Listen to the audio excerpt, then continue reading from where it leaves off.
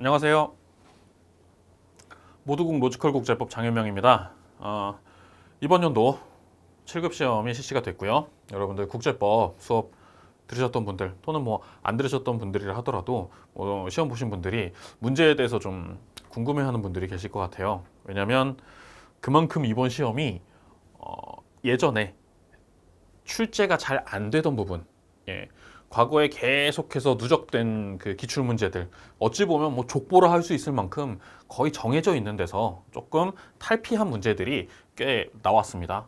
예, 그렇다고 해서 그것 때문에 시험을 아예 못 볼 정도로 나온 건 아니지만 막상 수험 딱 들어가가지고 문장 처음 읽기 시작하는데 나 이거 정확하게 모르는 건데 이거 많이 봤던 거 아닌데 이런 생각이 들면은 또 되게 당황을 하잖아요. 그렇죠? 그런 측면에서 예년보다는 조금 더 난이도를 높이는데 좀 의도를 하지 않았나라는 생각이 들어요. 제가 헌법 과목, 뭐 형법 과목, 행정법 과목 이런 것들도 다 문제를 좀 봤는데요. 상대적으로 그 과목들은 굉장히 좀 쉽게 또는 평이하게 나왔던 것 같습니다. 어찌 보면은 7급 시험과 9급 시험의 차이가 거의 없는 정도로 어떤 과목은 오히려 더 쉽게 나온 것 같은 그런 과목도 있긴 있어요. 예, 그만큼 예전부터 쭉 나오던 데서 많이 나온 시험은 우리가 좀 편안하게 생각을 하지만 예전에 안 나오던 데서 몇 개라도 더 나오게 되면 한두 개라도 더 나오게 되면 좀 당황을 하셨을 거예요. 시험 추세 자체가 아는 조약은 그 안에 세부적인 데서 그 다음에 많이 안 봤던 조약은 그것이 어떤 과정으로 어떤 의도하에 체결되었느냐 그래서 무엇을 전제로 무엇을 향해 갖고 있느냐라는 측면을 가지고 조금 더 넓은 지식을 요구하는 그런 추세로 바뀌어 나가는 게 아닌가라는 생각이 듭니다. 그러니까 내년도 공부를 하실 때는 보다 그런 쪽으로 좀 넓게 깊게라기보다는 저는 좀 넓게라고 말씀을 드리고 싶어요. 그런 측면으로 조금 더 관심을 가지셔야 될 것 같고 저도 그렇게 해서 계속해서 좀 업데이트된 수업을 진행을 할 거고요. 그 다음에 조금 말씀을 드리고 싶은 건 뭐냐면 어찌됐든 간에 우리가 보는 시험은 법 과목입니다. 그렇죠? 법 과목이에요. 그러니까 기존의 법리 자체를 알고 있으면 당황하지 않고 풀 수 있는 것들도 분명히 있다라는 얘기예요. 예, 기존의 흐름과 그다음에 법리 이런 것들을 알고 있으면 거기서부터 생각해서 답을 쓸 수 있는 그런 문제들이 많고 막 이런저런 견해가 대립을 한다.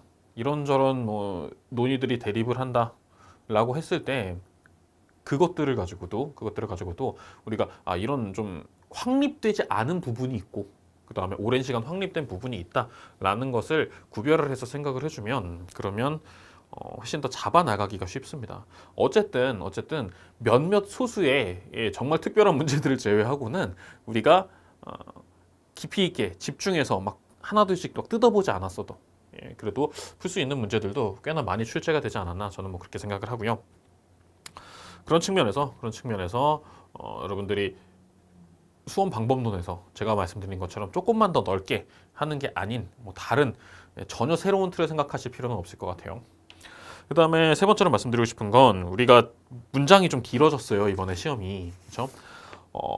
시험 자체가 굉장히 긴 문장들이 나오게 되고 지문 자체가 길고 그 다음에 그 말뜻이 선뜻 바로 이해가 안 가는 문장들이 나왔습니다.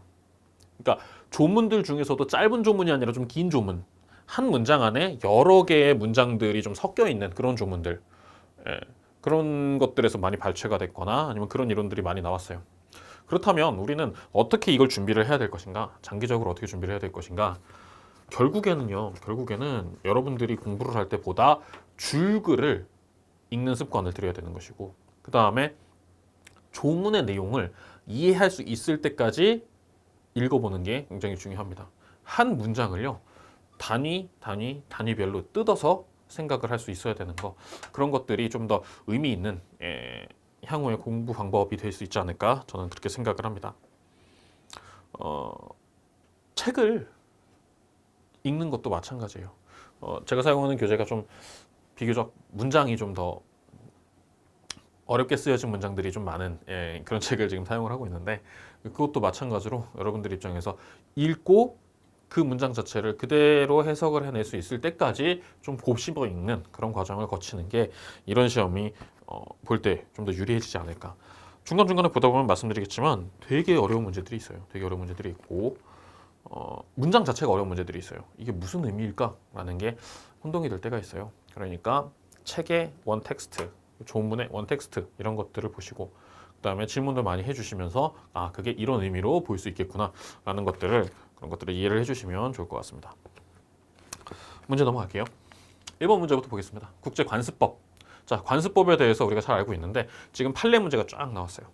자, 판례 문제가 쫙 나왔는데 예, 두 가지 방법이 있습니다. 판례 자체와 그 판례에서 나오는 쟁점을 다 매치시킬 수 있는 그런 사람이 되면 됩니다. 그렇죠? 두 번째는 판례 문제가 나왔을 때 생뚱맞은 소리가 나오면 안 된다는 얘기예요. 예. 우리가 판례를 100개 이상의 판례를 보게 됐는데 실제로 100개 이상의 판례를 봤어요. 근데 그것을 매치를 시키다가 혼동할 수도 있고요. 머릿속에서 꼬일 수도 있어요. 그건 어쩔 수 없어요. 그럴 때는 어떻게 해야 되냐면 내가 기존에 알고 있는 이론이 맞나 틀리나 예, 이런 것들을 좀 보시면 됩니다. 어쨌든 확립된 것과 확립되지 않은 것들을 여러분들이 좀 생각을 하시면서 보시면 돼요. 관습에 대해서는 상당 부분 확립된 이론들이 많이 있죠. 그렇죠? 자, 지금 여기서 제가 판례 앞에 있는 거 하나도 안 읽고 그냥 뒤에 것만 보겠습니다. 자, 법적 확신만을 통한 관습법은 성립할 수 없죠. 그렇죠? 관행 플러스 확신 둘 다 있어야 되죠. 그렇죠? 예, 부인하였다라고 돼 있죠. 앞에 거 안 읽을게요. 집요한 반대자론 배척하였다라는 게 있는데 집요한 반대자론 자체는 있어요. 그럼 이 사건에서 있었는지 없는지 그것만 한번 보시면 돼요. 세 번째 거. 자, 두 국가 간의 관습법은 성립될 수 없는 게 아니라 있죠. 두 국가는 있어요. 예. 두 국가 간에도 지역관습법이라는 게 얼마든지 성립할 수 있죠. 특별관습법이라는 게 얼마든지 성립할 수 있죠. 국가의 개수 중요하지 않아요. 한 국가 가지고는 안 되겠죠. 그렇죠? 한 국가 갖고는 안 되겠지만 특별관습법이라고 하는 것은 소규모의 국가라도 가능하다. 뭐 적어도 3개 있어야 되냐, 4개 있어야 되냐 이런 기준을 둘 수 없다는 얘기입니다. 맞으면 사건에서 필요 없어요. 비교적 단기간에는 성립될 수 없다.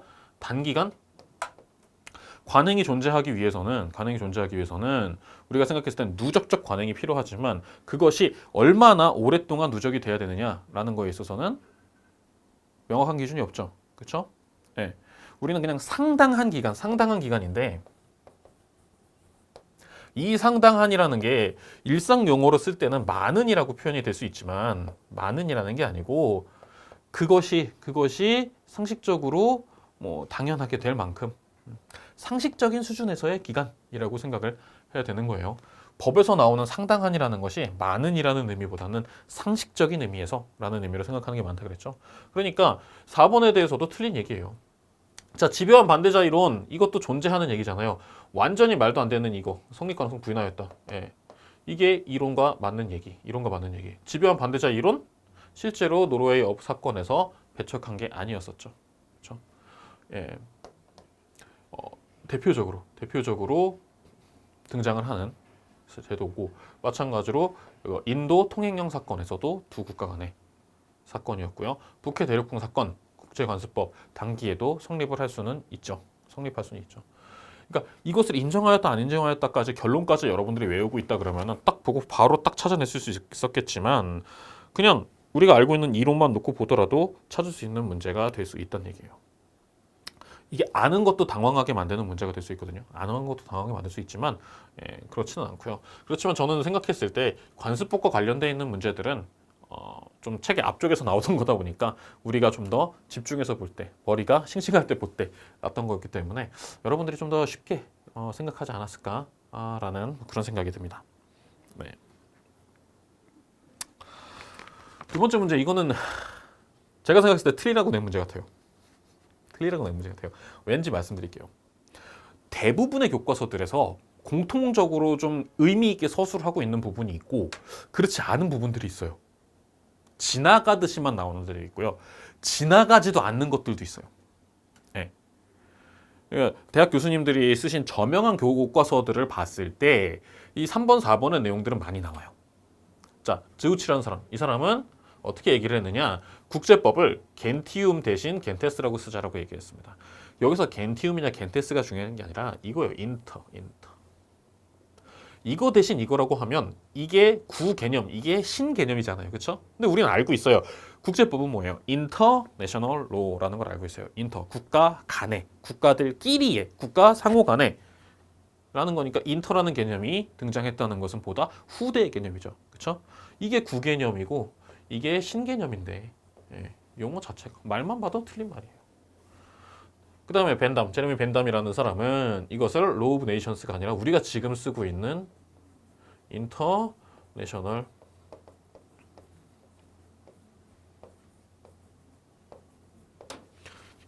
인터내셔널 로라고 썼죠.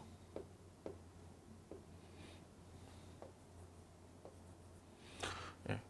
인터내셔널 로 처음으로 쓴 사람이 이 사람이다 라는 것까지는 우리가 좀 기억해 줬으면 좋겠다. 그래서 3, 4번이 아닌 건 명확해요. 1, 2번은 뭐냐? 이게 이제 둘 다 흘러가듯이 나온 게 1번이에요. 예. 이 사람은 자연법론이 아니고 법실증주의. 예, 법실증주의 학자다. 라는 얘기가 일부 책에 등장을 해요. 흘러가듯이. 이 사람에 대해서는 사실 말이 없어요. 별로 없어요. 그냥 초기 국제법의 선구자들, 초기 근대법, 국제법의 아버지들을 뭐 이런 식으로 표현을 합니다. 실제로 이 겐틸리라는 사람은요, 원래는 이탈리아 출신이에요. 그래서 그 알베리코 겐틸리라고 얘기를 하는데 영어식으로는 젠틸리라고도 읽어요. 근데 이탈리아 사람이니까 저는 겐틸리라고 읽을게요. 이 사람이 이탈리아 사람이니까 로마가 이탈리아에 있잖아요. 원래는 구교였어요. 구교. 즉 카톨릭. 그랬는데 자기가 전향을 합니다. 신교로 전향을 합니다. 프로테스탄트로. 실제로 프로테스탄트로 전향을 하고 그러다 보니까 아마 구교 국가에서는 박해를 받잖아요. 그렇죠? 그래갖고 이 사람이 영국으로 가요. 영국으로 넘어가서 영국에서 법학 교수로서 삽니다. 평생을. 그래서 법학을 신학이나 윤리학으로부터 분리하자. 법학은 신학, 윤리학 뭐 이런 형이상학적인 게 아니고 법은 법대로 말 그대로 현실 문제를 직접 해결하는 것. 말 그대로 분쟁을 해결하고 권리 의무 관계를 규명하는 것 그런 측면에서 생각을 해야지 자꾸 형이상학적인 얘기를 하면서 코에 걸면 코걸이 같고 귀에 걸면 귀걸이 같은 얘기를 하지 않는 방향으로 그러니까 국제법학뿐만 아니라 사실 근대 법학 자체를 놓고 봤을 때 굉장히 초창기에 좀 의미 있는 발언을 했던 분 중에 하나예요. 심지어는 그 국제법의 아버지라고 불리는 휴고 그로티우스라는 사람이 있는데 그 사람보다 앞선 사람이거든요. 이 사람이 그 사람한테 영향을 주기도 했다라고 평가도 됩니다. 역사적으로 봤을 때는. 근데 이런 거 책에 잘 안 나와요. 그러니까 3, 4번은 알겠는데 1, 2번은 모르겠어요. 찍어야 좀 어떡하겠어요. 네, 찍어야 좀 어떡하겠어요. 네. 뭐 누가 법실증주의자였느냐, 누가 자연법론자였느냐 이런 것들도 몇몇 유명한 사람들은 나오지만은 이 사람이 등장하지 않는 경우도 있어요. 저 사람이 네덜란드 사람인데 네. 좀 그래요. 이런 문제는 좀 그래요. 예. 저는 과연 이게 공부해서 풀려고 낸 문제인가라는 생각이 살짝 들기도 했었습니다. 어쨌든 뭐 그런 사람이고 예. 자연법 논자들의 리스트를 더 확충을 하고 이렇게 해야 되느냐라는 문제가 생기는데 글쎄요. 그건 모르겠어요. 예. 이런 문제들을 더 추가로 그렇게 많이 계속 갈지 그렇지 않을지 좀 지켜봐야 될 것 같은데 어쨌든 그래도 역사적인 측면에서 봤을 때 우리가 그렇게 너무 말 그대로 역사 측면으로 예, 그러니까 쟁점이 아니라 법적인 쟁점이 아니라 자꾸 역사적인 측면으로 넘어가는 공부 방법을 택하는 건 별로 전 권하고 싶진 않아요. 좀 이례적인 형태의 그런 문제였지 않나 저는 그렇게 생각을 합니다.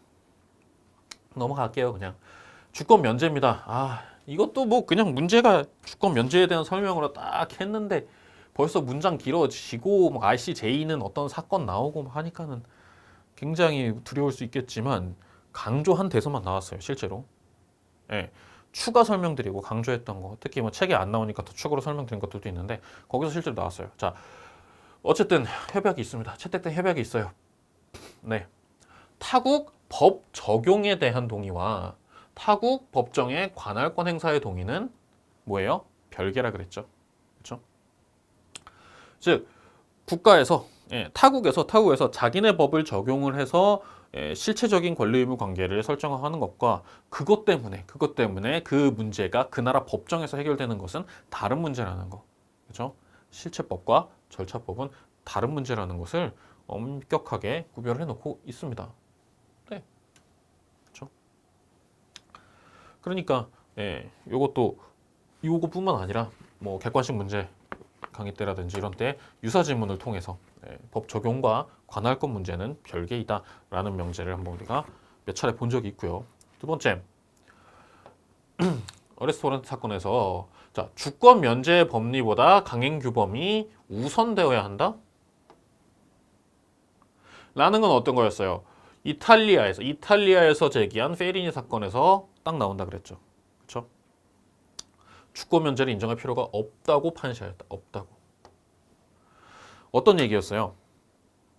국가가 타국 법정에 피고로 서느냐 마느냐라는 문제에서 그 원인이 뭐예요? 원인이 강행규범 위반의 행위였다라고 하면 그러면 면제 주장하지 말자. 야, 그건 너무한 거 아니냐? 그거 뭐 신의치 기반 아니냐? 뭐 이런 식으로 얘기를 했더니 이탈리아에선 뭐라 그랬어요? 그래. 우리 국민 살려야지. 라고 얘기했지만 그걸 들고 ICJ 가니까 ICJ가 뭐라 그랬어요?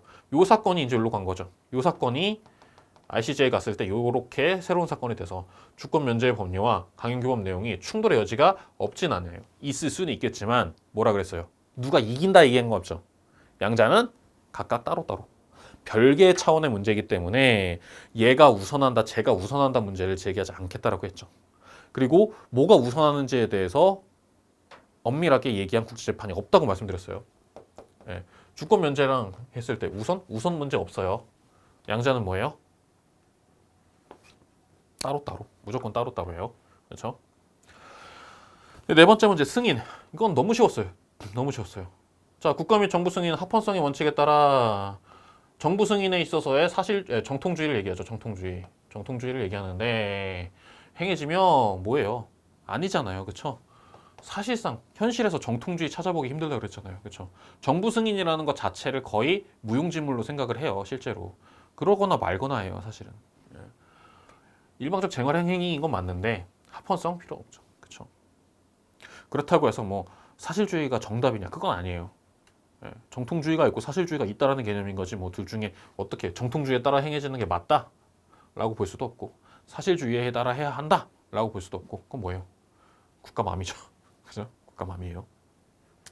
창설적 효과설에 따르면 승인은 신생국가의 법인격을 부여 너 국가 인정해 줄게 라고 자격을 주는 거. 이게 창설적 효과설이었죠. 옳은 것은 2번 딱 체크. 바로 끝나고 넘어가면 됩니다. 3, 4번 볼 필요 없어요. 이런 거. 이게 진짜 전형적인 난이도 하문제잖아요. 그냥 대놓고. 앞에서 상문제 나왔는데 앞에 뒤에서 하문제 나왔다. 그럼 여러분 멘탈 회복하면 되는 거예요. 참고로 말씀드리면 34년 몬테비데오 협약에서는 규정하지 않았는데 승인은 철회할 수 없다라고 규정을 하고 있습니다. 철회할 수 없다. 그 다음에 반란 단체에 싸우고 있어요. 중앙정부와 제3국 모두 승인을 할 수 있죠. 그렇죠?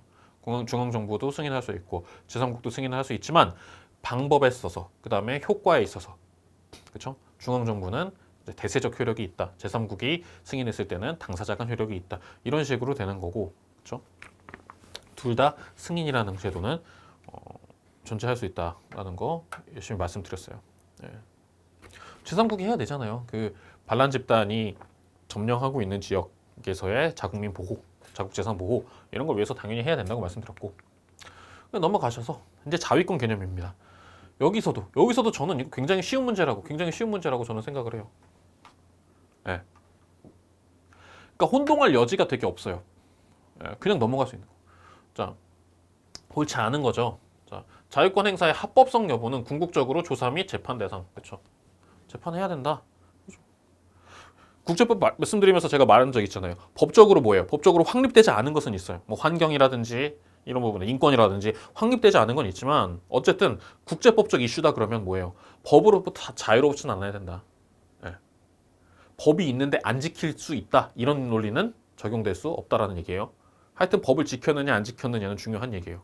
법이 없으면 어쩔 수 없어도. 두 번째, 이 경우에서 보면 자위권을 행사할 수 있는 사항은 아니라고 하였다.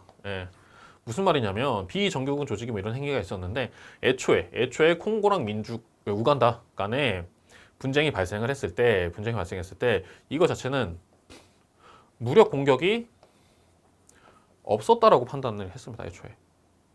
심지어는 당사자가 무력 공격이 있으니까 했다라고 얘기하지도 않았어요. 예, 무력 공격 자체가 없으니까 그 다음에 뭐 자위권이고 말고 따질 필요가 없지. 무력 공격 상황이 아니니까 라고 했던 판결이에요. 조금 헷갈릴 수는 있었어요. 헷갈릴 수는 있었어요. 예. 3번 보겠습니다. 자위권 행사가 이 문장이 어려워서 문제였어요. 유엔 헌장 2조 사항 의무 외에, 즉 무력사항과 관련되어 있는 그 의무 외에 다른 국제 의무의 불이행을 구성하는 경우, 자위권의 행사는 무력상용 금지 의무에 대한 전형적인 위법성 조각 사유가 되는데, 자위권 행사를 통해서 다른 의무까지 위반을 해버렸단 말이에요. 예, 부수적으로. 그랬을 때 그 불이행의 위법성은, 즉 이것은 뭐예요? 2조 사항의 불이행이 아니라 부수적, 다른 불이행의 위법성은 동항은 뭐예요? 2조 사항 의무의 위반과 관련되는 한 조각된다. 이것이 여기에 대한 위법성 조각과 부수된 어떤 국제법 위반이다. 당연히 수반될 만한 위법이다 라고 하면 거기에 대해서 뭐예요? 같이 자위권 행사의 효력을 인정해 주겠다. 확장시켜 주겠다라는 얘기였죠. 그죠? 근데 요거는 말 문제가 되게 어려운 문제였어요. 예, 그래서 이게 다른 국제 의무, 2조 사항의 의무, 그러한 불이행, 동항, 얘네가 뭐냐? 예, 그러한 불이행은 다른 국제 의무, 동항은 2조 사항. 요거를 찾아나가는 것부터가 시험장에서 힘들었을 수도 있습니다. 그러나 저는 여러분들을 믿습니다. 여러분들은 국어도 어려운 국어 과목도 시험 보고, 그죠? 헌법행정법에도 이런 문장 부지기수로 나와요, 그죠? 또 오히려 헌법행정법은 그 기본 판례들이 너무 많이 나와가지고 이번에 좀 여러분들이 쉽게 보셨을 것 같아요. 오히려 국제법 점수보다요, 헌법행정법 점수가 여러분들한테 좀 더 의미가 있지 않았나라는 저는 생각을 해요. 네 번째, 아직 임박하지 않은 추정적 공격에 의해서 자위권 행사는 유엔 헌장이 아닌 캐롤라인 공식에 의하면 수정될 가능성이 크다. 캐롤라인 공식이든 뭐 캐롤라인 호 사건에서 나온 웹스터 공식으로 제가 말씀드렸는데, 어쨌든 추정적 공격에 대해서, 추정적 공격, 임박도 안 했어요. 임박하지도 않았어요. 그런데 자위권으로 수락될 가능성 어지간해서 인정할 수가 없죠. 캐롤라인은 뭐예요? 캐롤라인 호 사건에서 나왔었던 옛날 판례죠. 100년도 전 판례죠. 그렇죠? 거기서 필요성과 비례성이라는 게 중요한 요소로 등장한다라고 나와 있죠.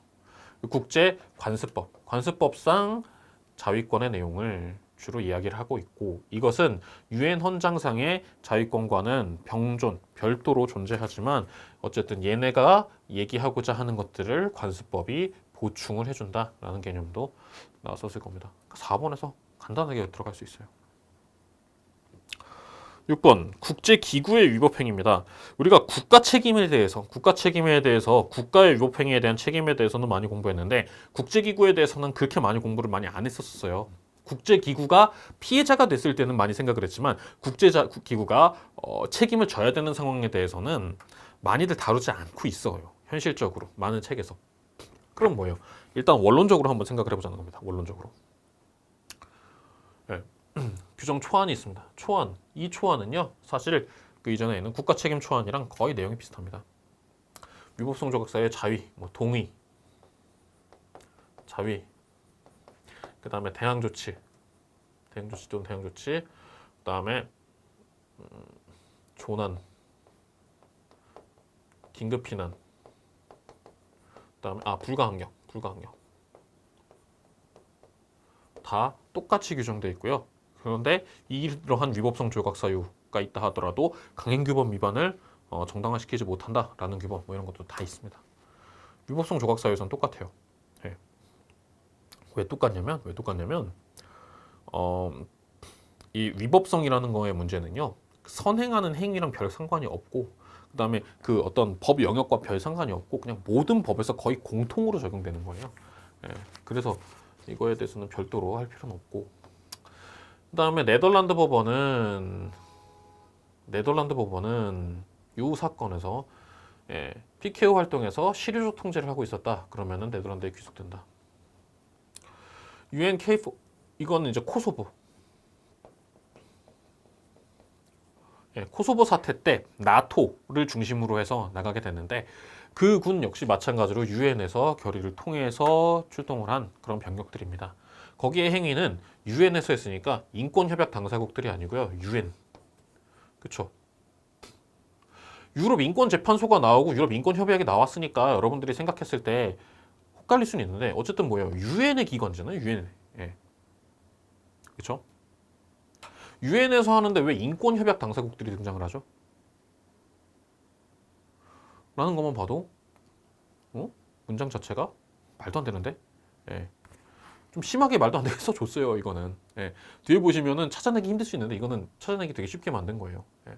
제가 말씀드릴 때 파병된 국가 같은 경우에는 원칙적으로 유엔이 책임을 지지만은 실효적 통제를 일정 국가가 했을 때는 그 실효적 통제를 한 국가가 진다라는 얘기는 한번 드린 적이 있고, 요거 같은 경우에는 요 사건 자체가 좀 복잡한 사건이기도 한데 사실 내용은 간단합니다. 예, 유엔이 책임을 진다. 평화유지관의 책임은 즉 유엔 기관의 활동은 원칙적으로 유엔이 진다. 국제기구의 활동은 원칙적으로 국제기구가 진다라는 거를 이야기를 했던 그런 사건이에요. 규정 초안에 따라 국제기구 행위의 위법성은 뭐에 따라서 국제법에 의해서 결정된다. 그렇죠? 국제법적인 관점에서 옳으냐 틀리냐 당연히 국제법이 결정해 주는 거가 맞죠. 그렇죠? 위법성 조각 사유에서 보시면 요거 내용들이 여러분들 문장 읽다가 헷갈릴 수 있는 문장, 특히 3번 좀 어려운 문장이었는데 말씀드릴게요. 불가항력에 해당하는 사항은 자연, 물리 가능하고 인간의 행위 이거 혼동할 수 있는데 불가항력, 자국이 불가항력 상황을 야기했을 때는 위법성 조각가 안 된다 그랬지 라는 개념을 딱 들어요. 그래가지고 이거 옳은 건가? 라고 딱 생각하면 안 됩니다. 이 인간은 뭐예요? 그냥 인간이에요. 인위적이란 얘기예요. 예, 그거를 누구 책임이다라고 하는 게 중요한 게 아니라 인위적인 거예요. 그러니까 내 입장에서는 불가항력이 발생했어요. 즉 A국에 B국에 대한 의무가 있는데 이거를 가지고 C국이 이행을 못하게 불가항력 사유를 만들어냈단 말입니다. 인위적인 거잖아요. 그렇죠? 인위적인 거예요. 예. 자, 필요성, 긴급 피난은 대응 조치나 자위 등 사유와 같이 선행되는 국제 의무 위반 행위. 자, 대응 조치는 뭐예요? 상대방의 국제 의무 위반 행위에 대해서 내가 그것을 야, 너 빨리 적법한 상태로 돌아와. 너 위법한 상태에서 적법으로 돌아가. 라고 압박을 가하는 행위라 그랬고, 자위는 뭐예요? 상대방의 침략 행위, 무력 공격 행위, 즉 무력 사용 금지의 원칙에 반하는 행위에 대항한 건데, 필요성, 이 긴급 피난은 뭐예요? 긴급 피난은 뭐예요? 원인을 불문하죠. 그렇죠? 긴급 피난과 조난의 차이는 뭐예요? 국가가 위험해지느냐, 개인이 위험해지느냐, 뭐 구성원이 위험해지느냐 그런 차이가 있지만 어쨌든지 간에 뭐예요? 그 원인이 되는 행위는 말 그대로 자연적 행위, 뭐 불가항력적인 뭐 자연 재난과 관련된 행위로도 발생할 수 있다라고 말씀드렸죠. 그렇죠? 네. 즉 상대가 잘못해야지 하는 게 아니라 누군가 상대방의 잘못이 없지만 내가 피할 수 있는 게 긴급 피난이라고 말씀드렸습니다. 자, 불가항력과 조난의 차이인데 행위 주체의 측면에서 즉 누구예요? 불가항력의 상황 하에서 내가 국제 의무 위반을 하는 자 또는 조난 상황에서 국제 의무 위반을 하는 자의 측면에서 의무의 준수 여부는 선택적이라 할 수 있다. 자, 애매한 문장인데 해설해 드릴게요. 준수 여부는 선택적이다 라고 얘기하는 건 뭐예요? 의무를 준수할 것인가 준수하지 아니할 것인가를 내가 결정을 할 수 있다는 얘기예요. 즉 내가 피해를 많이 보겠지만 내가 너무너무 큰 피해를 입는다 하더라도 국제 의무를 지키는, 다시 말하면 조난이라는 위법성 조각 사유를 내세울 이유가 없어지는, 안 내세워도 되는 상황을 만들 수도 있는 거고, 타국에다가 피해를 가하면서 타국에다가 불법을 저질러 가면서 내가 너네들은 좀 작은 불법에 대해서 좀 눈 감아줘. 우리는 더 큰 걸 지키기 위해서 어쩔 수 없이 어길 거야. 라고. 즉 의무는 준수를 하지 않았지만 위법성 조각 사유를 주장할 수 있는 경우가 되죠. 조난은. 그렇죠? 된단 말이에요. 국가 입장에서 그래. 국제법을 지키자. 우리가 피해를 보더라도 국제법을 지키자라고 할 수 있으니까요. 그런데 불가항력은요. 뭐예요? 내가 의무 이행 자체가 불가능한 거죠. 그렇죠? 의무를 이행하고 싶어도 의무를 이행하지 못하게 되는 상황이에요. 네.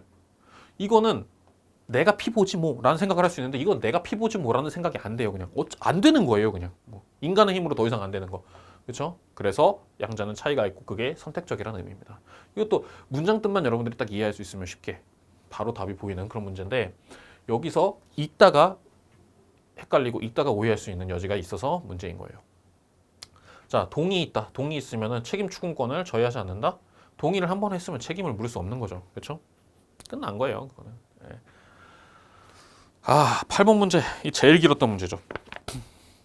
국제형사재판소 관할 범죄, 처벌 등에 관한 법률. 제가 이거 예를 많이 들었어요. 어떤 거요? 우리나라는 수용이론, 다시 말하면 국제법을 국내법으로 그대로 받아들이는 국가지만 그렇다고 해서 법을 아예 안 만드는 건 아니고 그것을 우리나라에서 적용시키고 집행하기 위해서 법을 만드는 경우도 있다라고 하면서 대표적인 예를 들었고 또 마찬가지로 이러한 내용에 대해서도 말씀을 많이 드렸습니다. 이거는 뭐예요? 원론적으로 뭐예요? ICC 규정을 국내법으로 만든 거기 때문에 원칙적으로 ICC 규정과 상이한 경우가 있기 좀 어렵다라는 부분이 하나 있고요.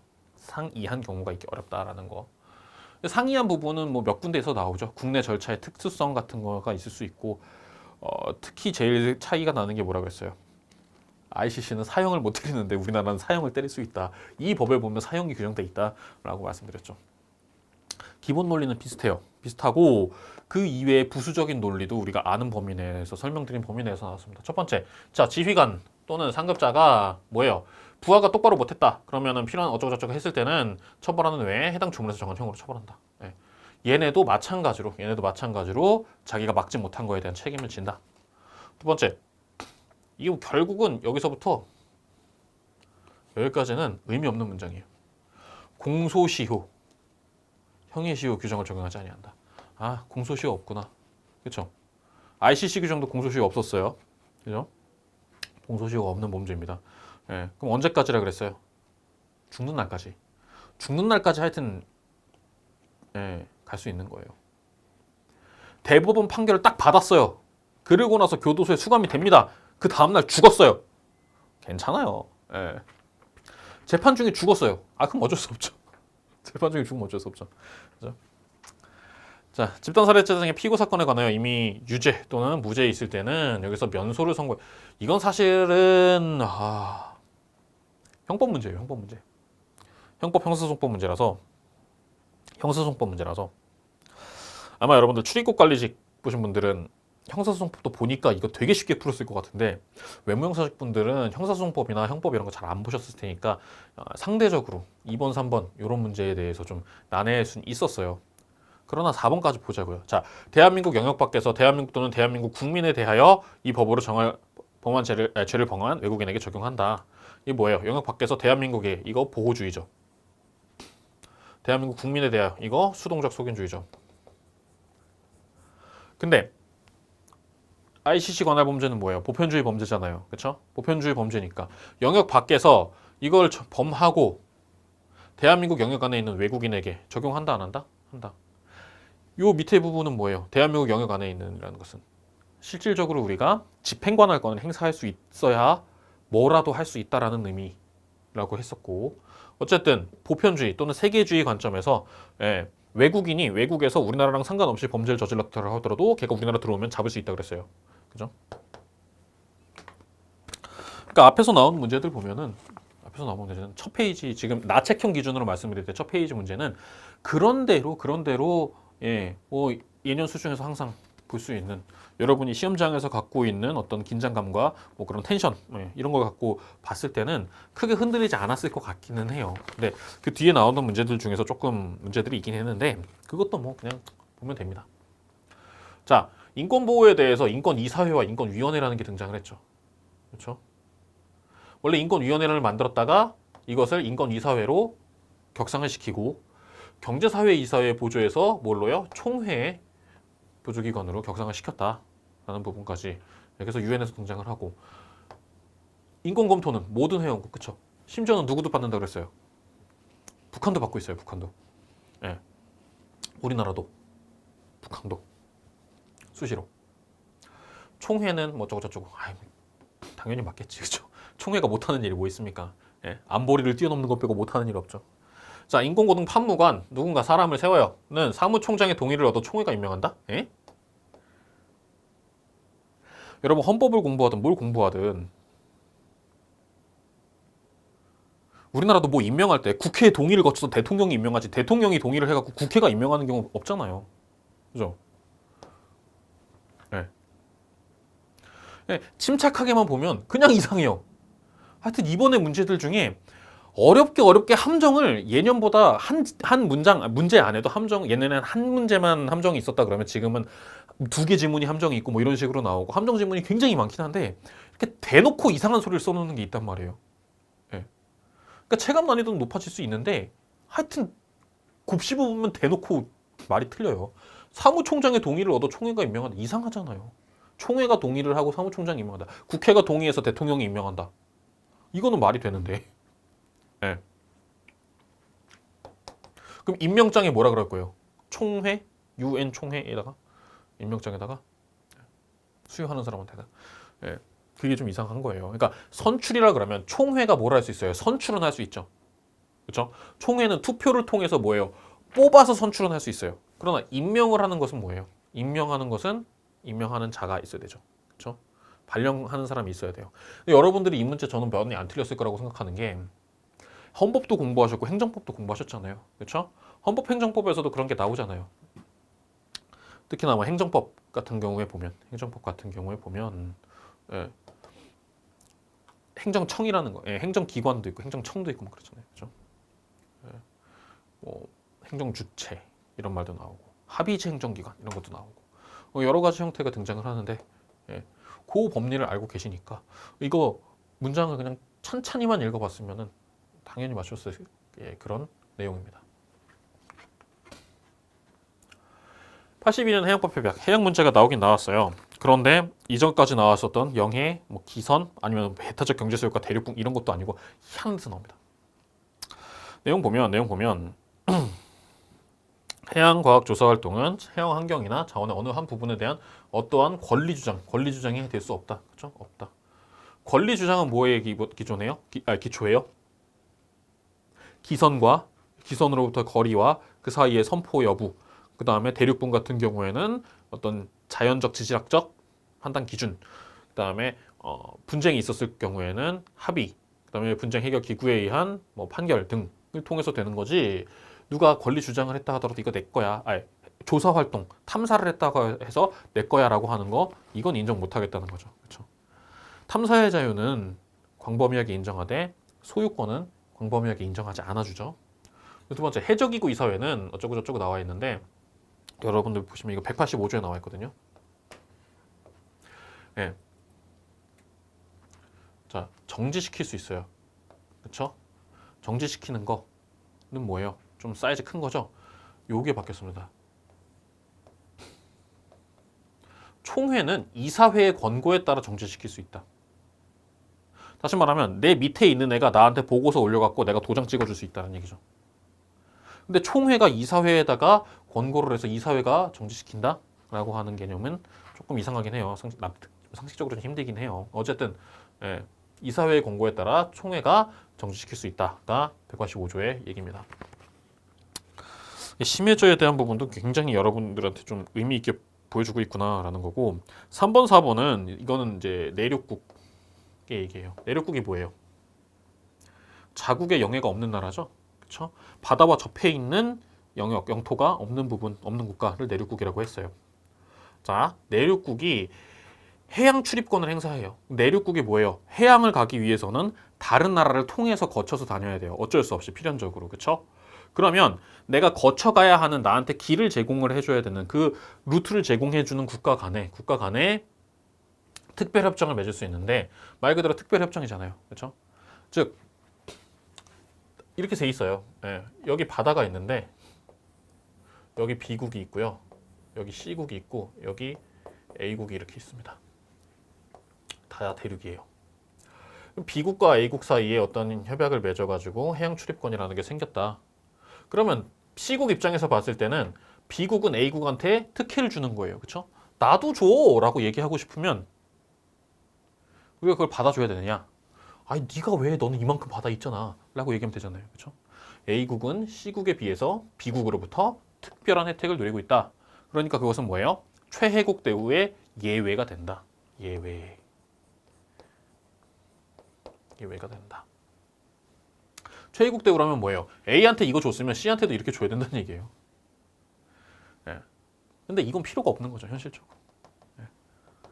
그다음에 내륙국의 국기를 개양한 선박은 해양에서 예, 다른 외국 선박에 부여된 것과 동등한 대우를 선박의 국적이랑 상관없죠. 그렇죠?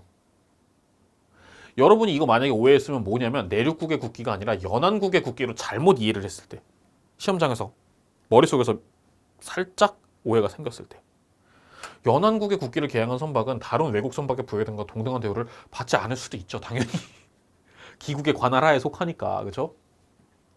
그래서 4번 이거 근데 기본적으로 선박의 기국 또는 등록국이 거기에 대해서 관할권을 행사할 수 있고 뭐 통제를 할 수 있다라고 나와 있는데 우리 협약에서 뭐 무해통항 같은 경우에 봐도 그냥 모든 국가의 선박은 영해에서 이렇게 나오잖아요.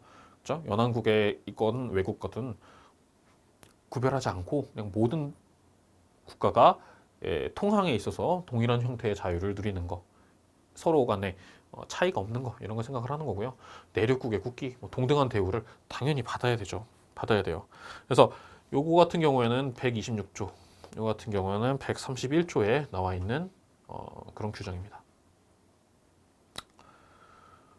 해양에서도 좀 더 확장되고 있어요. 예, 깊이를 물어보는 게 아니라 넓이를 광범위한 걸 물어보고 있는 추세로 가고 있습니다. 우주도 힘들어졌어요. 우주도 힘들어졌는데 이것도 이제 풀어가는 방법을 좀 설명을 드릴게요. 자, 1975년 등록 등에 관한 협약 어쩌고 저쩌고 이거 뭐 이제 4조 2항에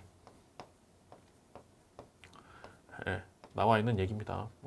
제공할 수 있다. 이게 되게 좀 애매한 부분이긴 했어요. 2번 같은 경우는 쉽죠, 그렇죠? 군인을 이용하는 것은 금지되지 아니한다. 군인을 이용을 할 수는 있다 그랬어요. 그래서 대부분의 우주 비행사들이 보통 파일럿 출신 공군 파일럿 출신들이 많다라고 말씀드렸습니다. 그만큼 육체적인 능력이 많이 필요하고 그 상황에서 해야 될 것들이 많고 하니까. 그렇죠? 그래서 군인을 이용하는 것이 금지되지 않는다. 요거 이 조약, 우주 조약 또는 뭐 원칙 조약에서 나오는 얘기고 이거 4조에 나오죠. 4조. 4조의 내용의 오히려 핵심은 뭐였어요? 비군사화잖아요. 그렇죠? 거기서 뭐 대량 파괴 무기 이런 거 설치 못한다, 뭐 무기 설치 못하고 그런 식으로 용도로 이용하지 말아라는 얘기 주로 군축과 관련되어 있는 얘기였지만 그러나 군인은 이용할 수 있게 군인 태워서 보내는 게 제일 낫잖아요. 국가 입장에서. 미안한 얘기지만 군인은 사람이 아니잖아요. 징병제 하에서 신성한 국방의 의무를 이행하기 위해서 간 사람들은 사람이어야죠. 그렇죠? 그러나 자기가 국가를 위해서 목숨을 바치겠다고 스스로 자원해서 가서 거기에서 그 숭고한 일을 하고 있는 사람은 우리가 사람이 아니라 국가 그 자신으로 봐야죠. 그렇죠? 4번에서 보면은 국가 활동의 그런 원칙 조약인데 발사된 물체 또는 구성 부분이 등록국인 본 조약의 당사국 영역 밖에 있으면은 등록국에게 당연히 반환하여야 된다. 반환하여야 된다. 8조에 나온 얘기입니다. 그러니까 2번, 4번은 사실 여러분들이 어렵지 않을 거고 1번, 3번 갖고 헷갈렸을 것 같아요. 자, 86년 외기권으로부터 지구의 원격 탐사 위성으로 찍겠다는 거죠. 핵석상 탐사국은 피탐사국의 사전 동의를 의무적으로 구해야 한다? 설마 국제법이 이 정도로? 설마 국제법이 이 정도로?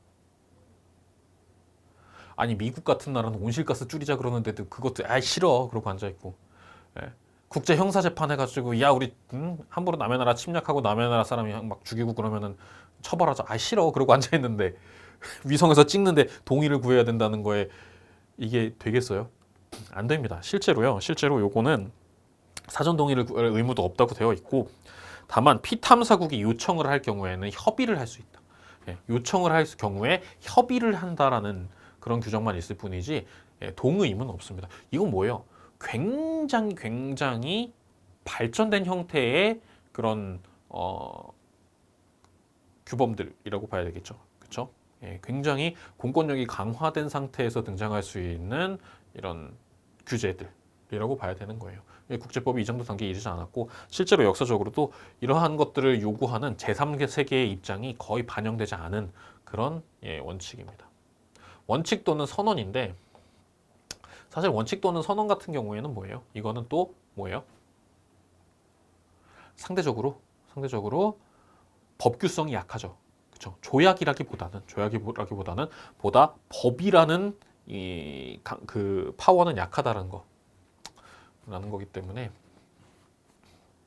그렇기 때문에 이것도 뭐 그렇게 심도 있게 깊이 있게 보진 않았을 수 있는데 이게 이제 그 교수님들 교과서 중에 제일 그 많이 팔렸던 제일 두꺼운 교과서에 등장을 하고 있는 내용이기는 해요. 그래서 나오긴 나왔을 거예요. 좀 혼동을 했을 겁니다. 굉장히 좀 괴롭히는 문제였었고 의외의 포인트에서 즉 기존의 기출에서 제시하지 않던 그런 부분에서 나왔던 문제로서 우리를 괴롭게 했던 그런 문제입니다. 자, WTO 분쟁 해결 규칙 절차에 관한 양의 DSU에 대한 설명입니다. 자, 회원국에게 보고서가 배포된 날로부터 20일 이내에는 심의의 대상이 되지 아니한다. 그렇죠? 20일 이내에 대해서는 심의 대상하지 않고 20일 이후 일자를 정해서 심의를 하기로 해야 되고 그 다음에 여기에 대해서 회의일로부터 10일 이내에 서면으로 이의 제기를 해라. 불만이 있다 그러면 10일 이내에 이의 제기를 해라 라는 얘기예요. 10일 이내에 이의 제기를 해라. 그 다음에 심의는 비공개죠. 그 다음에 당사자 참석 없이 당연히 그쵸? 패널 위원들끼리만 하게 되고 개별 패널의 의견은 익명으로 한다. 익명 처리라고 돼 있죠. 요거 간단한 얘기입니다. DSU 14조에 나와 있는 얘기고요. 그 다음에 일치하지 않는다. 즉 뭐예요? 피제소국이 잘못한 게 맞다. 그죠? 제소국 주장이 맞다. 피제소국이 잘못한 게 맞다. 피제소국이 WTO 협정을 위반했다. 라고 결론 졌을 때는 합치시키도록 권고를 합니다. 그렇죠? 거기에다가 플러스 이행할 수 있는 이행 방법도 제시를 할 수 있다. 그렇죠? 이행 방법도 제시할 수 있어요. 19조에 나와 있고 여기서 문제는 어디가 틀렸을까요? DSB는 이행사항을 지속적으로 감시한다. 오케이, 맞아요. 그 다음에 제3국을 제외한 분쟁 당사국인 회원국은 이 부분이 틀렸죠. 이 부분을 뭘로 바꿔야 돼요? 모든 회원국은 언제라도 이행 문제를 제기할 수 있다. 쟤네 똑바로 안 해요. 왜요? 이게 자유무역과 관련되어 있는 부분은 뭐예요? 지금 내가 피해자라서 제기를 하는 게 아니라 그랬죠. 그렇죠? 피해를 입을 우려, 잠재적인 우려만 있어도 문제 제기를 할 수 있는 것들이잖아요. 그렇죠? 그러니까 우리가 공평하게 하기 위한 전체가 다 같이 지켜야 하는 룰을 위반했다라는 측면에서 얘기하는 거기 때문에 적어도 이행 문제 제기할 수 있는 거는 장사국 아니라도 제기할 수 있다. 이게 DSU의 21조 6항에 규정이 되어 있습니다. 모든 까다롭긴 되게 까다로웠어요. 굉장히 까다로웠어요. 근데 이 정도까지는 우리가 좀 더 꼼꼼하게 공부해 줄 필요가 있긴 있습니다. 적어도 DSU, 분쟁 해결과 관련된 부분에 있어서는 이렇게 좀 고민을 해볼 필요는 있습니다. 국제기구에 대해서 국제기구가 많이 나와요. 국제기구가 점점 중요해지고 있어요. 국제기구, 환경, 그 다음에 해양이 아닌 기존의 해양이 아닌 국제 영역 문제, 그 다음에 인권 문제 이것들이 점점 더 비중을 넓혀가고 있는데 그게 다시 말하면 예전에 나오던 이슈가 아닌 이슈에서 내겠다라는 거예요. 그리고 또 하나 뭐요? 전쟁, 그 다음에 범죄 이 부분까지도 해가지고 점점 넓혀지고 있다라는 거를 생각을 해주셔야 돼요. 그래서 그 부분 제가 수업을 굉장히 길게 가고 있는데 내년도 시험 준비하는데도 수업 굉장히 길게 하고 있는데 점점 더 길게 해야 되는 부분이 되지 않나 좀 걱정이 됩니다. 여러분 시간은 짧은데 그죠? 자, 국제기구가 국제법상 법인격을 갖는 문제와 국가 내에서 법인격을 갖는 것은 뭐예요? 별개 문제다. 이건 뭐예요? 국제법 문제죠. 이건 뭐예요? 그 국가 내부에서의 문제죠. 그렇죠? 즉 국제기구와 국가 사이에서 뭔가 약속을 할 수 있느냐의 문제, 조약을 체결할 수 있느냐의 문제. 그렇죠?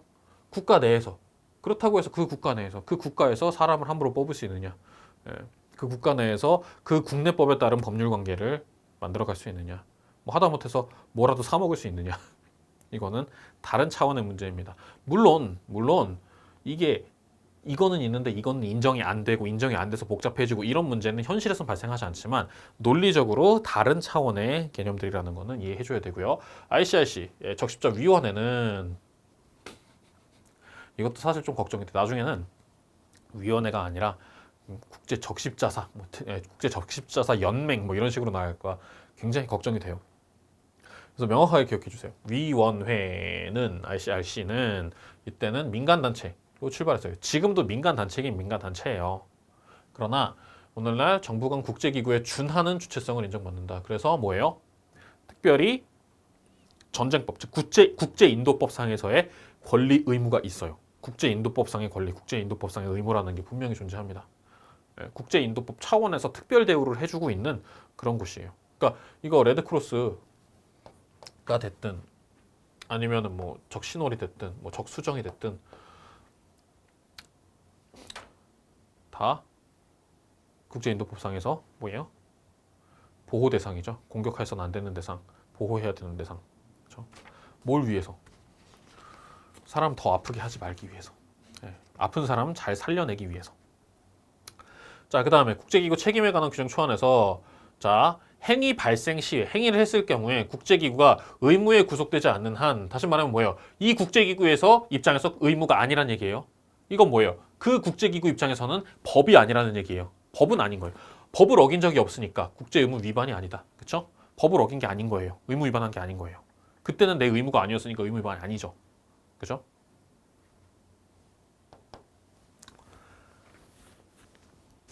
의무 위반이 아닙니다. 내가 의무가 시작된 날짜, 뭐 어떤 법을 체결한 날짜, 어떤 관계가 시작된 날짜 이전의 거에까지 소급해서 하는 것은 부적절한 게 법이 갖고 있는 근본적인 것들 중에 하나잖아요. 그렇죠? 86년 상호 간의 조약법에 관한 비엔나 협약. 우리는 조약법에 관한 비엔나 협약에서 주로 뭐예요? 국가 간의 것만 생각하죠. 그렇죠? 69년 조약법 협약만 계속 나오잖아요. 그래서 국가 간의 것만 나오잖아요. 69년에서부터 한참 지나서 17년 후에 국가와 국제기구 또는 국제기구 상호 간의 조약에 대해서도 협약을 맺었는데 전체적으로 내용이 굉장히 비슷합니다. 거의 비슷해요. 거의 유사해요. 국제기구가 조약을 체결을 할 때는 기구의 규칙에 따르는 바 설립조약상의 명문 규정 이상으로 체결권을 행사할 수 없다라고 나와 있는데, 자, 설립조약에서는 뭐예요? 국제기구의 근본적인 목적을 하겠죠. 그렇죠? 근본적인 목적을 따진단 말이에요. 우리는 무엇을 하기 위한 어떠한 사업, 어떠한 활동을 하기 위한 기구다. 그걸 위해서 각국은 거기에 대해서 최대한 협조하여야 한다. 뭐 협력하여야, 뭐 당사국은 협력하여야 한다. 뭐 이런 것들이 있어요. 그런데 이 국제기구가 활동을 하기 위해서 개별 국가들 간의 조약을 체결을 할 때 해당 조항 하나하나의 근거가 다 설립조약에 있어야 되느냐? 그렇진 않다 그랬죠. 그렇죠? 다시 말하면 국제기구는 그 법인격 자체가 국가만큼 확장적이진 않지만 적어도 국제기구 활동을 위해서 필요한 범위에 대해서라면 그만큼은 확장이 된다고 얘기를 했어요. 활동을 위해서 필요한 행동들을 설립조약에다가 명문 규정을 두지 않아도 당연히 되겠죠. 안 그러면 설립조약을 못 만들어요. 시대가 바뀌어서 그 바뀐 시대에 적응하기 위해서 새로운 기술을 도입하려고 해도 설립조약 바꿔야 되는 뭐 그런 복잡한 문제가 되죠. 그렇죠?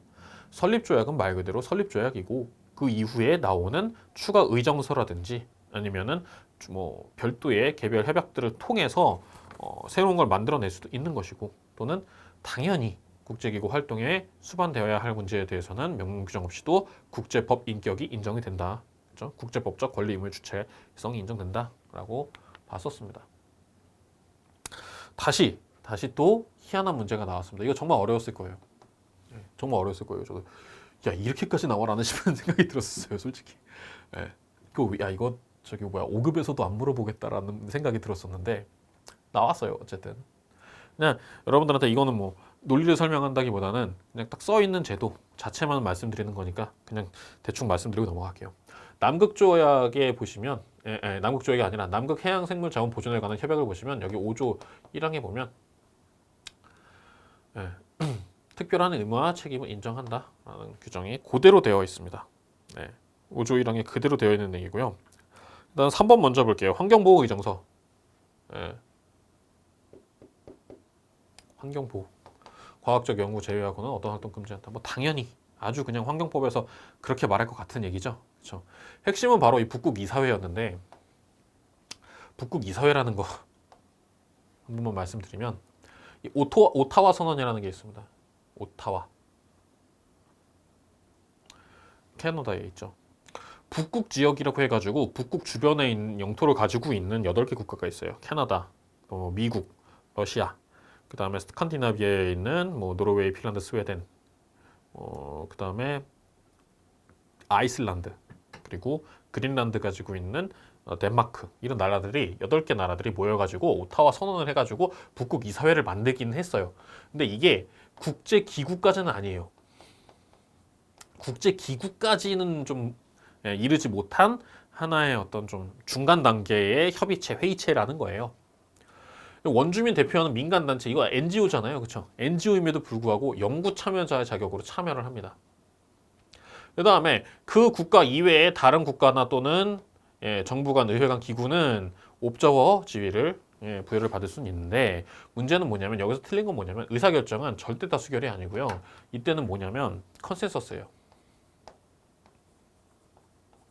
컨센서스고 그 다음에 이 경우에 영구 참여자들은요. 의결권이 없어요. 영구 참여자들, 즉 민간단체들은 의결권은 없어요. 예. 그러한 문제는 있어요. 그러한 단체는 있어요. 투표권이 없는 문제, 의결권이 없는 문제. 그래서 요거 같은 경우에는 진짜 의외로 나오지 않았나 저는 그렇게 생각을 하거든요. 예, 거의 불이타가 아니었나. 이거를 이렇게까지 공부를 해야 될까? 예, 이렇게까지. 의사결정 제도까지도 해가지고 뭐 존재하는 무슨 회마다 전부 다 공부를 해야 되는 그런 상황이 돼야 되는데 우리나라랑 관계도 없는데 라는 생각이 저는 굉장히 들어서 약간 아쉬운 문제였어요. 아무래도 좀 고생시키고자 하는 의도가 있지 않았을까. 기출에서 이런 거 물어본 적이 없거든요, 애초에. 그죠? 그런 문제였습니다.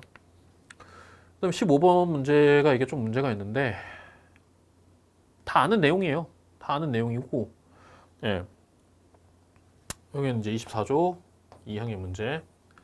그다음에 권리를 가지며 여기까지는 40조 3항. 그다음에 40조 4항의 문제. 그 뒤에 부분 어느 국가에서 안 된다. 그다음에 이건 4조의 문제.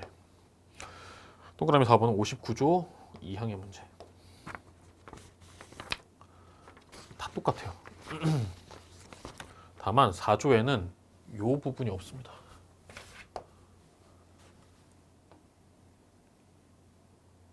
요 부분이 없어요. 그냥 4조에는 이 협약과는 별도로부터 시작을 합니다. 그냥 그 차이예요. 전 솔직히 잘 모르겠거든요. 조약의 불소급에 따라라고 얘기하면 4조의 이 문장, 여기서부터 여기까지 있는 문장의 내용을 어떻게 바꾸게 되는가, 어떻게 달라지게 되는가에 대해서 저는 잘 모르겠어요. 이게 무슨 의미로 집어넣은 건지 솔직히 잘 모르겠어요. 저도 이렇게밖에 설명 못 드려요. 이게 옳지 않은 것은 말 그대로 틀린 문장이다라고 볼 수가 없다라는 게 제 느낌이에요, 그냥.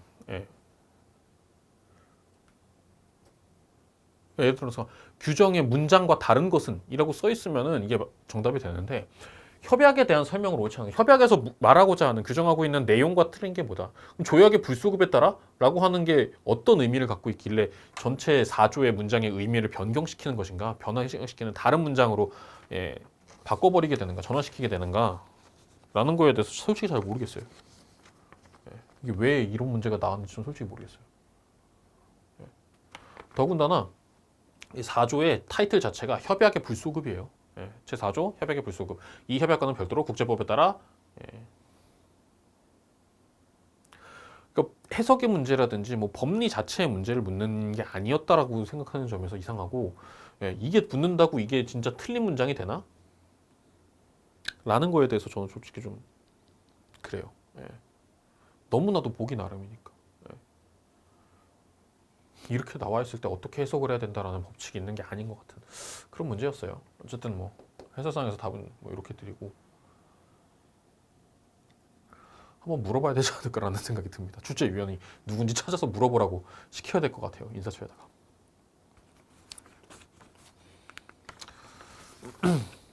63년 영사관계 비엔나 협약 이것도 되게 어렵게 나왔는데 이 문제도 참 예. 영사관계 협약이요. 매년 한 문제씩 이제 나온 식으로 늘어나고 있는데 그것도 우리가 종전에는 외교와 비슷하게 특권 면제 측면에서 많이 공부를 했거든요.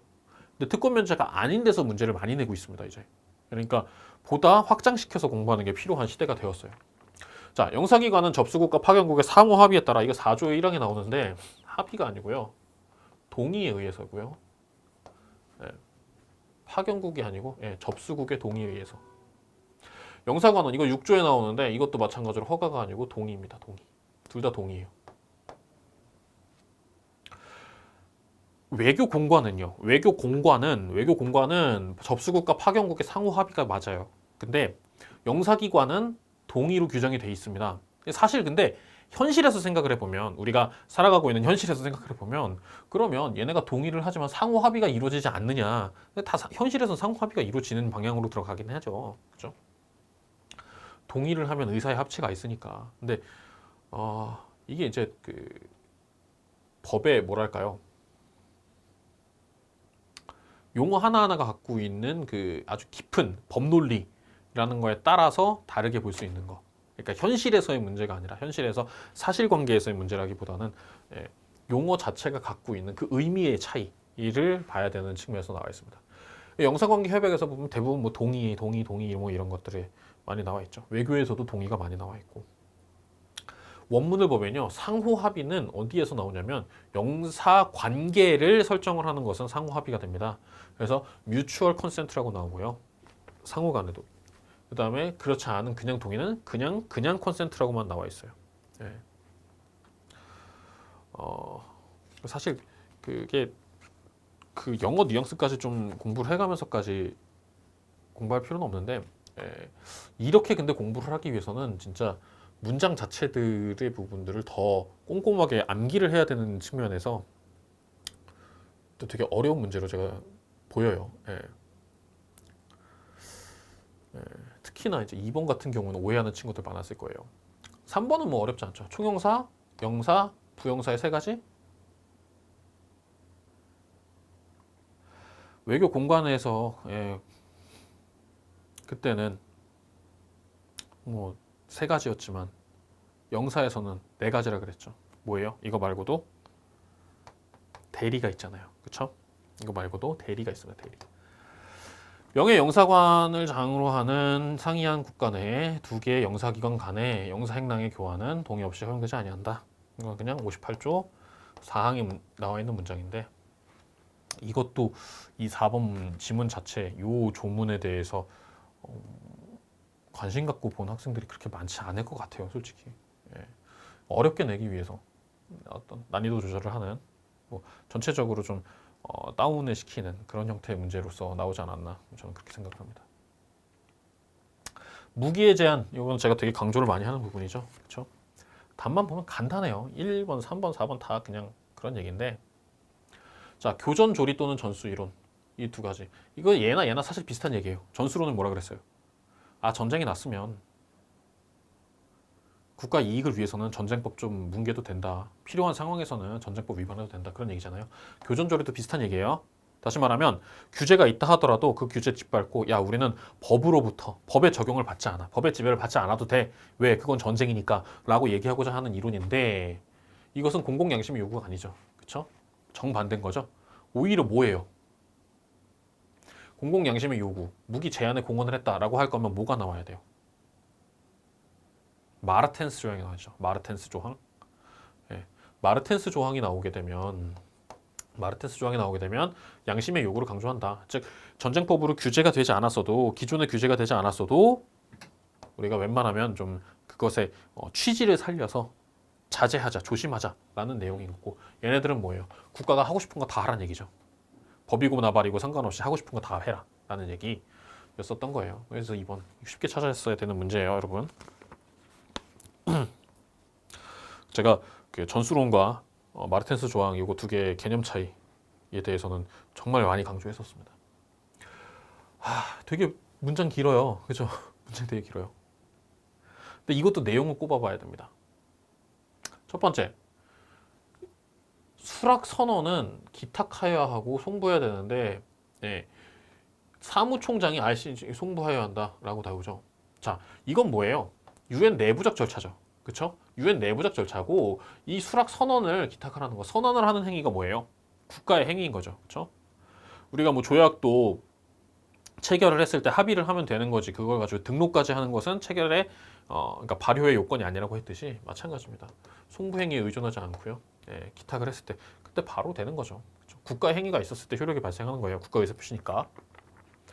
두 번째, 이 사건에서 원고국이 유보를 첨부하여 선택 조항을 수락했습니다. 피고국은 수락 선언의 성격에 따라서 원고국의 유보를 원용할 수 없다? 유보는 뭔데요? 저쪽에서 했으면 나도 할 수 있는 건데요. 그죠? 저쪽에서 했으면 나도 할 수 있는 거예요. 이상한 문장이에요. 4번도 볼게요. 원고랑 피고국의 선택 범위가 달라요. 예, 원고는 많이, 피고는 조금. 그렇죠? 원고는 예, RCJ 관할권은 수락선언의 상호 원형 가능성에 따라 원고국의 선택 조항 수락 범위에 기초할 수 있다. 즉, 더 많은 부분. 그러니까 얘는 수락한 부분이 많다는 거고, 얘는 수락에 대해서 유보를 붙인 범위가 많다는 얘기죠. 그렇죠? 자, 피고국의 범위가 원고국의 법보다 제한적이다. 즉, 유보를 더 많이 붙였다는 거예요. 이거는 뺄래, 저것도 뺄래, 이것도 뺄래. 뺀 게 많다는 얘기예요. 뺀 게 많은데 예, 원고국의 수락 범위에 기초할 수 있다. 뺀 게 적은 거. 그래서 남아있는 게 많은 거, 남아있는 게 적은 거. 그러면 누구 들어가겠어요? 여기 들어가겠죠. 그렇죠? 유보했으니까 상호간에 할 수 있는 것은 요 범위로 제한되는 거죠. 원고에서도 그 해당 부분 요만큼만으로 줄어들 수가 있겠죠. 그렇죠? 유보의 상대성, 상호주의적 측면이 2번을 보든 4번을 보든 이상한 얘기가 되는 거예요. 예. 그래서 그 사건을 딱 봤을 때 그 사건이 뭐였지라고 해서 딱 떠오르면 상관이 없는데, 만약에 안 떠올라요. 현장에서 안 떠올랐다 그러면 그거 상관없이 그냥 뒤로 넘어가서 논리가 우리가 알고 있는 내용과 맞느냐 다르냐 이거를 한번 보셔야 돼요. 그렇죠? 세 번째, 니카라과 사건에서 뭐냐면 동조항에서 보면 약속의 범위, 실질, 내용적으로는 작은 거지 종료를 위한 조건과 같은 조건에는 적용되지 않는다라고 했는데, 요거 설명을 한번 살짝 드릴게요. 여러분 기억을 위해서. 뭐라 그랬어요? 미국이랑 니카라과랑 싸웠는데 예, 니카라과에 유리할 것 같으니까, ICJ에서 유리할 것 같으니까 미국이 자기네가 철회하잖아요. 근데 철회를 하는데 어떻게 하냐면 미국이 처음에 수락할 때 철회 조건을 걸었어요. 어떻게 해요? 6개월 이후부터 6개월이 지나야, 내가 철회 선언을 한 다음에 6개월 지나야 할 수 있다라고 유보 조건을 걸었어요. 예, 약속의 종료를 위한 조건이에요. 이게 니카라과는 그런 조건을 안 걸었어요. 그러니까 미국이 한 말이 뭐냐면, 야, 니카라과 측의 얘기를 보니까 얘네들은 철회했을 때 그냥 제한 없이 철회 효과가 발생하니까 나도 즉시 철회된 걸로 봐. 6개월 지나기 전에. 예. 니카라과가 그걸 봐주겠냐는 거죠. 니카라과가 아니라 ICJ가. 그렇죠? 예. 말이 안 되잖아요. 그렇죠? 말이 안 돼요. 예. 그래서 미국이 니카라과가 수락을 할 때 내용처럼 나도 그러면 얘네가 즉시 철회가 되는 거니까 나도 즉시 철회가 되는 걸로 그렇게 주장을 할게 라고 했지만, 예, 약속의 종료를 위한 조건에서, 즉 즉시 철회냐 6개월 후 철회냐 이런 부분에 대해서는 유보의 상호주의, 선택조항의 상호주의는 적용되지 않는다라고 본 겁니다. 유보 개념을 가지고 볼 수 있었던, 근데 문장이 좀 어려웠을 수가 있어요. 예. 왜 그러냐면 번역문이라서 그래요. 그냥 판결문 가지고 그대로 번역을 한 문장이라서 그렇게 됩니다. 그런 사건의 좀 부분이라고 여러분들한테 전체적으로 봤을 때 조금 기우뚱 할 수 있게 만든 함정이 많았던 문제로 평가가 됩니다. 환경법의 원칙에 대해서인데, 덤핑 의정서, 유료 오염 뭐 이런 것도 열심히 보진 않았었고요. 그 다음에 런던 덤핑 의정서에 대해서 그 나와 있는 교수님들 책을 봐도 거기에 보면은 뭐 어쩌고 뭐 좀 이런 내용까지 뭐 단정적인 증거가 어떻고 이렇게까지 막 규정을 많이 안 해놔요. 다만 런던에서는 사전주의 원칙 했었다라고 거. 그다음에 란호 사건에서는 협의 의무. 국제관세법상 협의 의무가 있나요? 들어본 적 없죠. 그다음에 PCIJ 옛날에 언제요? 2차 대전 이전이에요. 사전 배려의 원칙에 사전주의 언제예요? 1985년. 1985년 뭐 이때 이후로 사전주의라는 개념이 등장을 하는 거지. 그 이전엔 안 나오거든요. PCIJ니까 이거는 1930년대예요. 37년 문제고요. 라노 호거 사건 같은 경우에도 50년대 문제였어요. 50년대. 1950년대. 이 당시에 뭐만 있었어요? 영역 관리 책임, 월경 피해 금지 이것만 있었지 이런 협의, 국제 협의 의무, 뭐 사전주의 이런 것들이 그 당시에는 존재하지 않았던 옛날 판결들이잖아요. 라노 사건 같은 경우에도 하천을 이용하는 데 있어서 상류국이 하류국에게 뭐 항상 협의를 해야 되는 것은 아니다 취지로 판결을 했고, 그 다음에 이것도 마찬가지로 하천 이용에 있어서 사전주의를 적용한 것도 아니고, 피해 예방 의무 이런 것도 명시적으로 인정하지 않았어요. 그 시절엔 몰랐던 개념입니다. 사실은. 유로 오염에 대한 민사 책임을 가는 69년 협약 같은 경우에는요. 이게 어떤 선박이냐면요. 유류를 운송하는 선박. 유류를 이제 화물 운송을 하는 유조선 같은 거 그런 거에 있어서 적용이 되던 그런 선박이에요.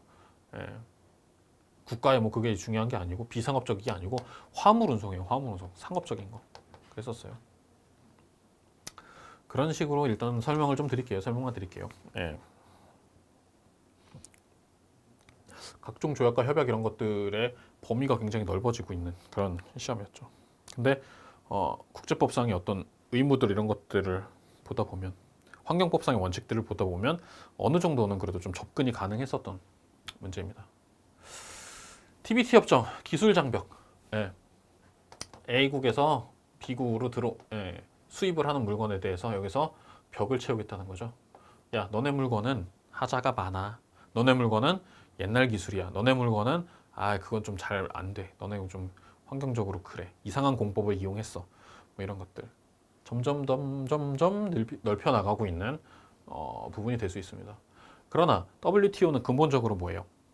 가급적 기술 장벽을 쌓는다 하더라도 너무 높게 쌓지 마라 라고 하면서 국제 표준이라는 개념을 들어오죠. 그래서 국제 표준이라는 개념을 굉장히 중요하게 생각을 합니다. 어쨌든 내용 보면 이건 1조의 6에 나온 얘기예요. 사소한 성격의 개정 또는 추가 이거에 대해서는 제외를 합니다.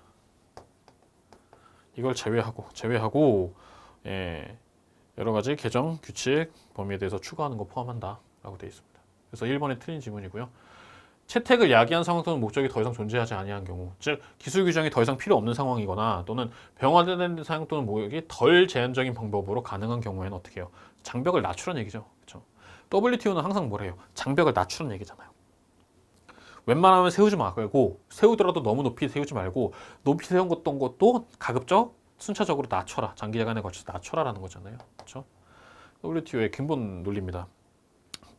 2조의 3. 이게 2조의 4에 나오는 건데, 국제 표준이 존재하거나 완성이 임박했어요. 그러면 이러저러한데 비효과적이나 부적절한 수단의 경우를 제외하고는, 예외적인 경우를 말고는 이러한 국제 표준 또는 관련 부분을 기술 규정의 기초로서 사용을 한다. 특별히 너네가 더 높은 거를 함부로 쌓지 마라. 국제 표준이 있으면, 국제 표준을 지켰으면 다 동급으로 취급을 해달라라는 얘기로 설명을 하고 있는 거고요. 그 다음에 마지막, 다른 회원국 기술 규정이 자기 나라와 다르더라도, 이거 제가 살짝 설명을 하고 갔었던 것 같은데, 우리나라가 갖고 있는 규정이 있고, 우리나라가 갖고 있는 어떤 기술 표준 규정이 있고, 다른 나라에서 갖고 있는 기술 규정이 있을 때 그것이 양자가 실질적으로 본질적으로 거의 비슷한 효과를 내는 거라면, 그래서 우리 측면에서 봐도 이 수준 이상의 물건, 저 측면에서 봐도 그 수준 이상의 물건이 통과될 수 있는 기준이라 그러면 그걸 그냥 인정해주고 존중을 해주라는 얘기예요. 그래서 동등한 것으로 수용을 한다. 오케이, 그거 통과했으면 돼. 야, 너네 나라 그 뭐 소고기 검역하는 거, 그 품질 등급 오케이 그대로 받아들일게. 뭐 어느 급 이상 오케이 그거 우리가 받아들일 수 있어. 우리도 그 정도로 등급을 매겨서 유통 가능한 걸로 해. 이렇게 할 수 있으면 그대로 받아들이라는 거지. 구체적으로 추가적으로 더 많은 형태의 룰을 제시를 해가지고 하게 되면 어떻게 돼요? 수출업자들 입장에서는 국가마다 그 국가의 규정들을 다 봐가면서 이걸 가지고 다 따로따로 검사를 해줘야 돼요. 그죠? 검사할 수 있는 시설도 없는데 뭐 검사소도 없고 우리나라로 들고 와서 검사를 해달라고 그럴 수도 없고 장벽에 걸려 있으니까 검사가 되고 들어와야죠. 그죠? 네, 복잡한 문제들이 생길 수 있으니까 가급적이면 국제적으로 좀 일원화된 기준을 지켰으면 좋겠다라는 것과 국가의 어떤 장벽을 계속해서 낮춰야 된다라는 측면을 얘기를 하고 있는 겁니다. 그래서 WTO의 전반적인 이야기, 그 다음에 기술 장벽이 갖고 있는 이 표준을 중시하는 이야기, 이런 것들을 알고 있으면 쉽게 해결할 수 있었는데 그래도 해당 조항들 자체가 너무 길고 좀 어렵게 써 있는 문장들이다 보니까 여러분들이 공부하시는 데는 좀 어려움이 있지 않았나라고 생각이 들기도 해요. WTO에서 보통은 좀 앞부분, 그 개별 협정보다는 아예 앞부분 WTO의 구조라든지 그 다음에 분쟁 해결에서만 나왔었는데 이제는 개별 협정, 중요한 의미 있는 협정들은 좀 더 원문을 많이 봐야 되고요. 저도 원문을 더 많이 제공을 할 예정입니다. 이 정도로 보시면 이번 시험에서 나왔던 문제들 많이 봤는데 정말 극단적으로 쉬운 문제랑 이거는 진짜 힘들게 풀을 수밖에 없겠다라고 하는 문제가 좀 많이 혼재되어 있었던 그런 문제였었어요. 여러분들한테 어려웠으면 남들한테도 어려웠던 거고 그런 시험이었기 때문에 이 시험들 다들 본인의 실력만큼은 그래도 적어도 발휘를 했을 것으로 좀 기대를 하고 있고요. 최대한 좀 그렇게 되어 있었으면 좋겠습니다. 만약에 그런 게 부족했다라고 하더라도 뭐 계속해서 노력을 좀 더 하면서 부족한 것만 더 채우면 되는 거니까 크게 어려워하지 않으시면 될 것 같아요. 많은 분들이 최대한 합격을 했을 것을 좀 원합니다. 저는 개인적으로. 어느 정도의 점수를 받았든지 간에 하여튼 합격자들이 굉장히 많기를 바라고요. 사실 뭐 합격자분들이야 뭐 별로 관심 안 갖고 볼 수도 있겠고 근데 설사 좀 어려움을 느꼈던 분이라 하더라도 한 번 더 뭐 조금만 더 연습을 하고 자기가 부족한 부분을 알아나가는 그런 과정으로 생각을 해주셨으면 좋겠습니다. 일단 우리 이거 해설 강의는 여기까지로 하고요. 여러분들 계속 공부하셔야 되는 분들은 앞으로도 제 강의를 가급적 꾸준히 성실하게 수강을 해주시면 감사하겠습니다. 고맙습니다.